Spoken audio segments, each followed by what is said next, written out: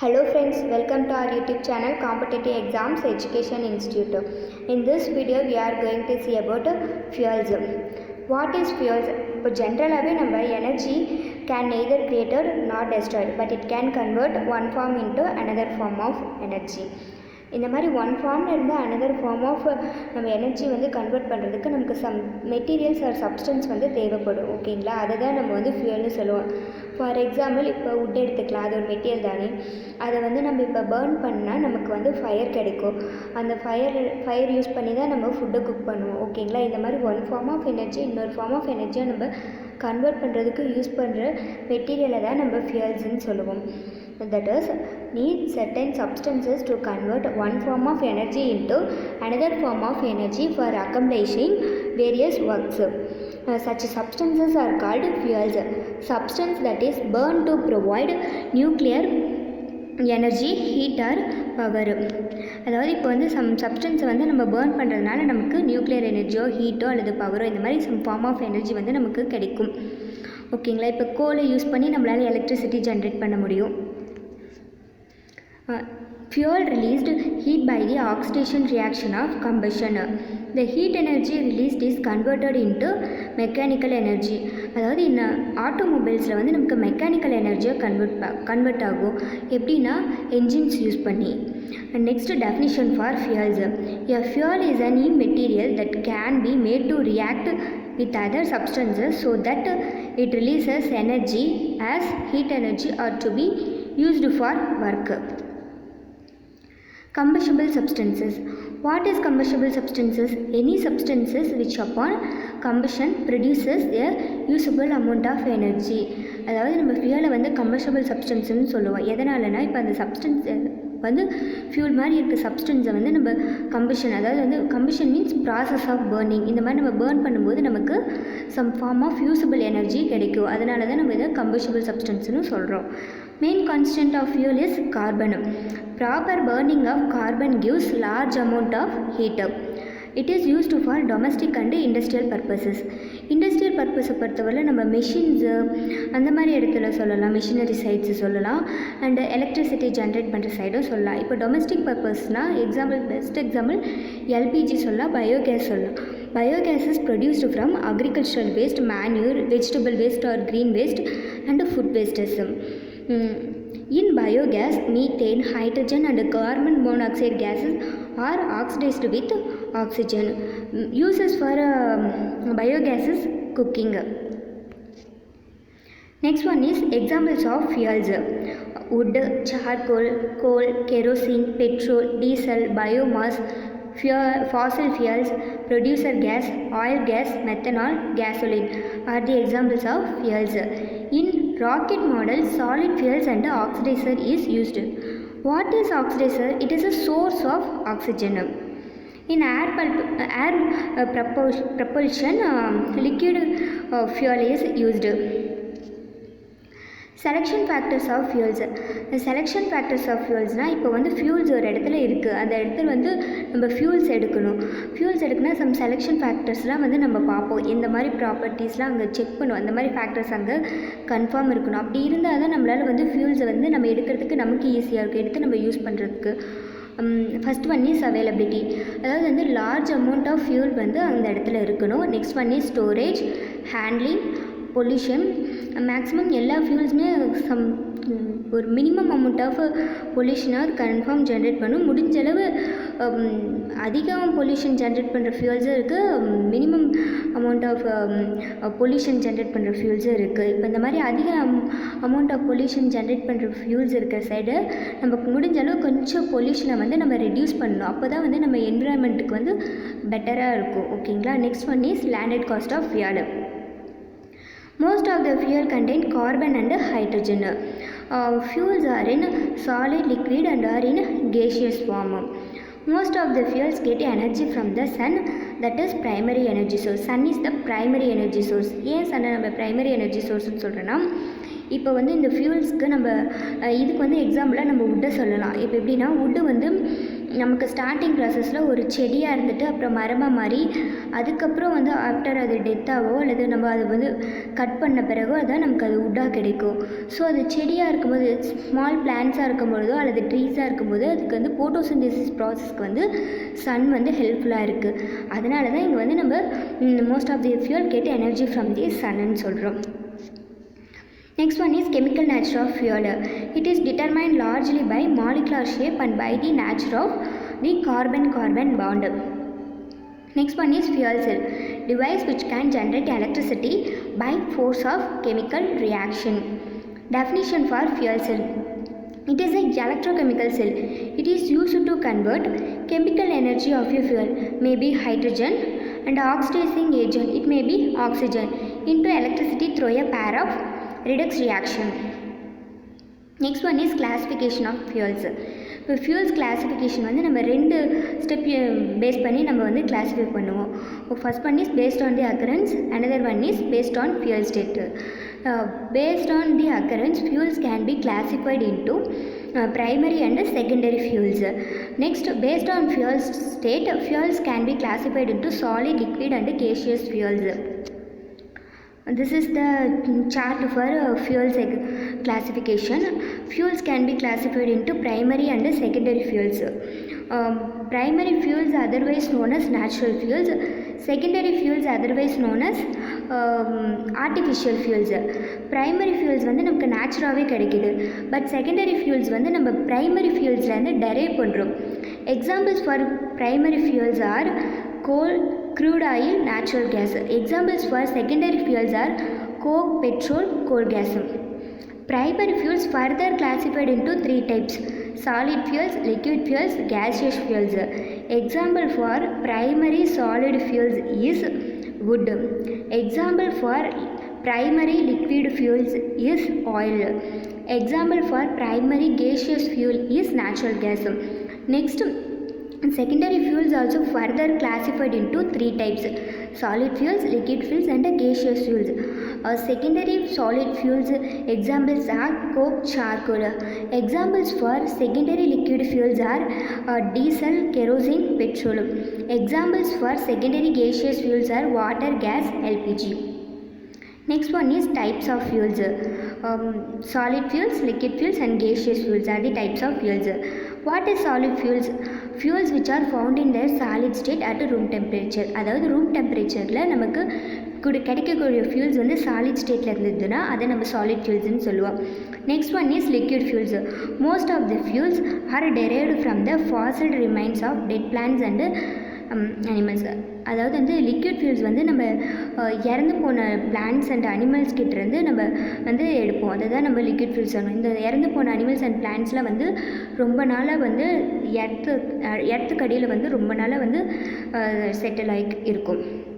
That is, most liquid fuels are derived from the fossil remains of dead plants and animals by exposure to heat and pressure in the earth crust. Next one is gaseous fuel. It occurs in nature. Besides manufactured from solid and liquid fuels, it composed of hydrocarbons, carbon monoxide and hydrogen. Example for gaseous fuel is methane. Next one is fossil fuels. It is formed from natural process. Energy from non-renewable energy sources commonly known as fossil fuels. அதாவது non-renewable energy sourcesலேருந்து கிடைக்கக்கூடிய energy ஃபியூலை தான் வந்து நம்ம ஃபாசில் ஃபியூல்ஸ்னு சொல்லுவோம். இதுவும் நமக்கு நேச்சுரலாகவே கிடைக்கும். எப்படின்னா இப்படி இறந்து போன பிளான்ட்ஸோ அனிமல்ஸோ இந்த மாதிரி லிவிங் ஆர்கானிசம்ஸ் வந்து எர்த்துக்கடியிலேருந்து டெபாசிட் ஆகிருக்கும். அதை நம்ம ஃபைண்ட் பண்ணி அதை நம்ம வெளியெடுக்கும் போது நமக்கு ஃபாசில் ஃபியூல்ஸ் நமக்கு கிடைக்கும். ஓகேங்களா? It consist of deposits of living organisms or anaerobic decomposition of buried dead organisms. Fossil fuels consist of carbon and hydrogen bonds. Fossil fuels also classified into 3 types: same, solid, liquid and gaseous. What is solid fossil fuels? It is formed over millions of years. It is extracted in mines only. For example is coal. Next one is liquid fossil fuels. It is formed from remains of marine microorganisms. அதாவது marine microorganisms வந்து சீயோட சர்ஃபேஸில் வந்து deposit ஆகுது இல்லைங்களா, அதிலிருந்து நம்ம liquid fossil fuels வந்து எடுப்போம். இது எப்படி எடுப்போம்னா by using large drilling platforms. Example for this is oil. Oil means crude ஆயிலும் சொல்லலாம். Next one is gaseous fossil fuels. It consists of methane, highly compressed in small volumes at large depth in the earth. Example for this is natural gas. Next one is properties of ideal fuel. That is, first one is low ignition temperature. What is ignition temperature? Substances that catch fire at its lowest temperature, or substances start burning only at a temperature which is equal to ignition temperature or more than it. அதாவது இப்போ வந்து நமக்கு substance R material வந்து fuel material வந்து எப்போ வந்து அந்த temperature வந்து எப்போ வந்து பேர்ன் ஆகுனா temperature which is equal to ignition டெம்பரேச்சராக இருக்கும், இல்லைன்னா எபவ் இக்னிஷன் டெம்பரேச்சர். இந்த மாதிரி கண்டிஷன் சாட்டிஸ்ஃபை ஆனால் தான் அந்த சப்ஸ்டன்ஸ் வந்து நமக்கு பேர்னே ஆகும். That is substances start burning only at a temperature which is equal to ignition temperature or more then at. Next one is, next property of ideal fuel is produces large quantity of heat or large amount of heat. Next one is, it is easy to store, and ideal fuel gives ash after burning process. அதாவது நம்மளால் ideal ஃபியூலை வந்து ஈஸியாக store பண்ண முடியும். Burning ப்ராசஸ்க்கு அப்புறம் வந்து நமக்கு வந்து ஆஷ் கிடைக்கும் ஃப்ரம் ஐடியல் ஃபியூல்லேருந்து. It is easily available. Next one is cheap and no harmful order. It should not affect the environment. இந்த ப்ராப்பர்ட்டிஸ் எல்லாம், இந்த கண்டிஷன்ஸ்லாம் சாட்டிஸ்ஃபை பண்ணிச்சுன்னா அதுதான் ஐடியல் ஃபியூலோட properties. Next one is calorific value. That is amount of heat energy produced on complete completion of 1 kg of fuel. இப்போ வந்து 1 kg ஃபியூலை வந்து நம்ம கம்ப்ளீட்டாக பர்ன் பண்ணோம்னா அதுலேருந்து நமக்கு எவ்வளோ அமௌண்ட் ஆஃப் எனர்ஜி கிடைக்குதோ அதை தான் நம்ம calorific வேல்யூன்னு சொல்லுவோம். calorific value is directly proportional to efficiency. அதாவது இது calorific வேல்யூ அண்ட் எஃபிஷியன்சி இது ரெண்டும் வந்து டைரக்ட்லி ப்ரொபோஷனல். டைரக்ட்லி ப்ரொபோஷனல்னால் இப்போ calorific வேல்யூ வந்து இன்க்ரீஸ் ஆகும்போது எஃபிஷியன்சி ஆல்சோ இன்க்ரீஸ் ஆகும். இப்போ calorific வேல்யூ வந்து டிக்ரீஸ் ஆகுது அப்படிங்கிற பட்சத்தில் எஃபிஷியன்சி வேல்யூவும் டிக்ரீஸ் ஆகும். Next one is fuel efficiency. It is otherwise known as fuel economy. Unit for fuel efficiency is kilometer per liter. It can measure how long vehicle could travel. இப்போ வந்து ஒரு vehicle இருக்குதுன்னு வச்சுக்கோங்களேன், அதில் வந்து இப்போ ஃபியூல் அப்ளை பண்ணோம்னா அந்த ஃபியூல் வச்சு அது எவ்வளோ தூரம் ட்ராவல் ஆகும் அப்படிங்கிறத சொல்கிறத வந்து ஃபியூல் எஃபிஷியன்சி. அதாவது வந்து ஓவராலாக சொல்கிறது. இப்போ இந்த ஃபியூல் அப்ளை பண்ணோம்னா இந்த ஃபியூல் இருக்க வரல அந்த வெஹிக்கல் வந்து எவ்வளோ தூரம் ட்ராவல் ஆகும் அப்படின்னு சொல்கிறது fuel efficiency. Fuel efficiency is opposite to fuel consumption.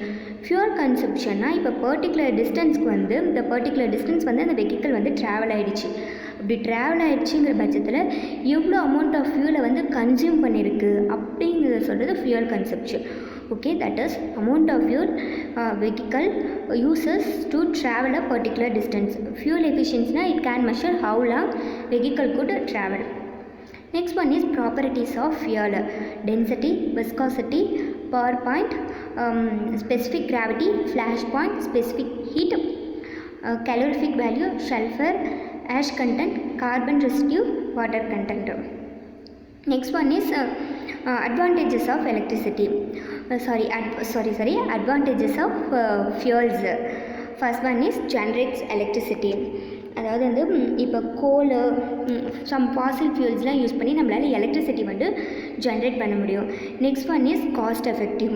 அதாவது வந்து இப்போ வந்து கோல் வந்து யூஸ் பண்ணுற ஏரியாவில் வந்து காஸ்ட் எஃபெக்டிவ். ஏன்னா வந்து கோல் வந்து நமக்கு அதிகமாக கிடைக்குது அப்படிங்கிற பட்சத்தில் இப்போ கோல் வந்து நமக்கு அதிகமாக கிடைச்சதுன்னா அந்த இடத்துல நமக்கு வந்து இந்த ஃபியூல்ஸ் யூஸ் பண்ணுறது வந்து நமக்கு காஸ்ட் எஃபெக்டிவாக இருக்கும். சம் ஃபியூல்ஸ் வந்து சீப் அண்ட் ரிலேபிளாக இருக்கும். அதுக்கு வந்து பெஸ்ட் எக்ஸாம்பிள் சொல்லணும்னா நம்ம இப்போ வுட்டு வந்து ஒரு ஏரியாவில் நமக்கு அதிகமாக கிடைக்குது அப்படிங்கிற பட்சத்தில் அது நமக்கு சீப் அண்ட் ரிலேபிள் தானே. Next one is transportation of oil and gas can be done easily through pipelines. Next one is use to cook food. இதுக்கு எக்ஸாம்பிள் வந்து வுட்டு, கோல் சொல்லலாம். Next one is disadvantages of fuels. Pollution. அதாவது வந்து some Fazil fuels வந்து பொல்யூஷன்ஸை வந்து generate பண்ணும். இது எப்படின்னா இப்போ வந்து சம் ஃபாசில் ஃபியூல்ஸை வந்து நம்ம பர்ன் பண்ணும்போது நமக்கு வந்து கார்பன் டை ஆக்சைடு வந்து எமிட் ஆகும்.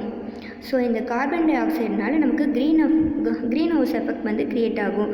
இது வந்து என்ன பண்ணுன்னா it results in global warming. Next one is produce sulphur oxide. Same அதே தான். இதுவும் வந்து கோல் வந்து இப்போ வந்து கோல் எடுத்துக்கோங்க. கோலை வந்து பேர்ன் பண்ணும்போது நமக்கு கார்பன் டை ஆக்சைடு வந்து கிடைக்கும். இது என்ன பண்ணுன்னா ரிசல்ட்டாக கார்பன் டை ஆக்சைடு மட்டும் இல்லாமல் சல்ஃபர் ஆக்சைடும் நமக்கு sulphur dioxide produce sulphur dioxide, not sulphur oxide. Okay, sulphur டை ஆக்சைடை வந்து நமக்கு கொடுக்கும். இந்த மாதிரி இந்த சல்ஃபர் டை ஆக்சைடு கேஸ் வந்து ஆசிட் ரெயின் வந்து க்ரியேட் பண்ணுறதுக்கு வந்து யூஸ் ஆகுது sulphur dioxide gas. Sulphur dioxide, sorry நான் சல்ஃபர் ஆக்சைடுன்னு போட்டுட்டேன், மாற்றிக்கோங்க. Sulphur dioxide, not sulphur oxide. Okay, next one is destruction of wide areas of land. அதாவது வந்து இப்போது கோல் மைனிங் இருக்குதுன்னு வச்சுக்கோங்களேன். இப்போ கோல் மைனிங் பண்ணோன்னா நமக்கு வந்து லேண்டு வந்து கொஞ்சம் வந்து அதிகமாக தேவைப்படும். ஸோ அந்த இடத்துல வந்து அந்த லேண்ட் வந்து டிஸ்ட்ரக்ட் தானே ஆகுது. அதுவும் இல்லாமல் கோல் மைனிங்குங்கிறது ஒரு டேஞ்சரான ஜாப் தான். இப்போ அங்கே ஒர்க் பண்ண கோல் மைனர்ஸ்க்கு வந்து இது கொஞ்சம் வந்து எப்படி சொல்கிறது, கொஞ்சம் வந்து ரிஸ்கியான ஜாப்னு வச்சுக்கோங்களேன். அவங்களுக்கு கொஞ்சம் ரிஸ்கியாக இருக்கும் இந்த ஒர்க் பண்ண. Next one is unpleasant orders. அதாவது நேச்சுரல் கேஸ் அந்த கேசஸ்லாம் எடுக்கும்போது நமக்கு அன்பிளசன்ட் ஆர்டர்ஸ் கிடைக்கும். அதாவது வந்து unpleasant smell. Thank you so much friends. உங்களுக்கு இந்த ஃபியூல்ஸ் பேசிக் இன்ட்ரொடக்ஷன் வீடியோ பிடிச்சிருக்குன்னு நினைக்கிறேன். பிடிச்சிருந்தால் மறக்காமல் வீடியோவை லைக் பண்ணுங்கள். உங்கள் ஃப்ரெண்ட்ஸ் யாராவது இதே மாதிரி காம்படிட்டிவ் எக்ஸாம்ஸ்க்கு ப்ரிப்பேர் பண்ணிகிட்டு இருந்தாங்களோ, இல்லை ஃபியூல்ஸ் பற்றி யாருக்காவது தெரிஞ்சுக்கணுன்னு விருப்பப்பட்டாங்களோ அவங்களுக்கு வந்து நம்ம வீடியோவை ஷேர் பண்ணுங்கள். அண்டு மறக்காமல் நம்ம காம்படிட்டிவ் எக்ஸாம்ஸ் எஜுகேஷன் இன்ஸ்டியூட் சேனலை சப்ஸ்கிரைப் பண்ணுங்கள்.